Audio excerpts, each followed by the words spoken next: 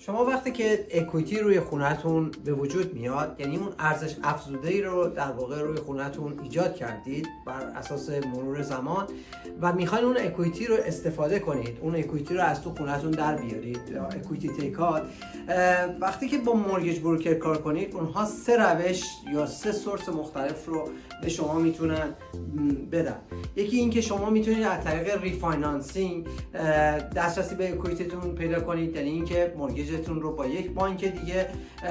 یا با همون بانک در واقع ریفاینانس کنن، مبلغ بیشتری بگیرن و شما اون اکویتیتون رو در بیارید. دومین روش اینه که برای شما در واقع مورگیجتون رو حفظ کنن و یک لاین آف کردیت یا هوم اکویتی لاین آف کردیت براتون بگیرن که میتونید باز دسترسی پیدا کنید به اکویتیتون. یا در بعضی موارد شما میتونید در واقع از پرایوت لندرها یا لندرهای خصوصی استفاده کنید که اونها میتونن به شما سکند مورگیج بدن بدونی که دست بزنید به فرست مورگیجتون یا مورگیج اولی که دارید.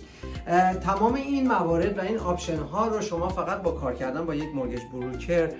میتونید داشته باشید، برای اینکه اونها با لندرهای مختلفی کار میکنن و دسترسی به همه این گزینه ها دارن و میتونن بهترین گزینه رو بر اساس شرایط شما، بر اساس فایل شما، بر اساس نوع مورگیج فعلی شما به شما ارائه بدن و توصیه کنن. بنابراین همیشه با مورگیج بروکر کار کردن به شما آپشن های بهتری رو خواهد داد.